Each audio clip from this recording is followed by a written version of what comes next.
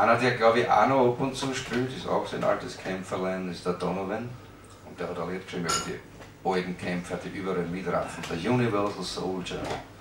Er ist 1,50 und er ist 1,95. Kämpft mit Raketen, manchmal hat er nur einen Speer. Er ist 17, 18 Jahre alt oder 41 und mehr. Er ist ein Kämpfer schon von alters her. Er ist katholisch, ist ein Hindu, Atheist, ein Protestant. Er ist ein roter, blauer, grüner oder schwarz. Obwohl er weiß, er soll nicht töten, er weiß genauso gut wie ich. Bringt er die für mich um oder mich für dich?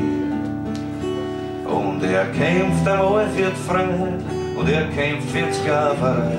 Er kämpft für beides gar zur selben Zeit.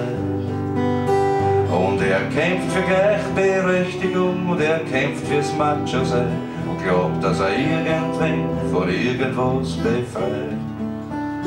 Und er kämpft für Redefreiheit und er kämpft für die Zensur, damit jeder was davon hat in dem Land. Er ist der, der mitbestimmt, wer lebt oder wer stirbt. Und er sieht nie so recht die Zeichen an der Wand. Doch ohne ihn hätt's nie einen Hitler gegeben, kein Dachau und kein Krieg. Ohne ihn hätt Cäsar nie beherrscht die Welt. Er gibt sein Körper für einen Krieg hin, den niemand wirklich braucht. Und ohne ihn hätten die Großen längst den Schlag. Weil er ist heute ein alter Kämpfer und schuld ist nur er allein. Seine Befehle sind schon längst nimmer von oben. Die sind von überall, von dir und mir.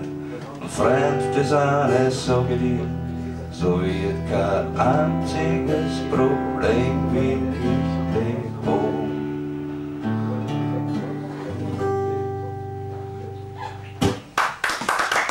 Universal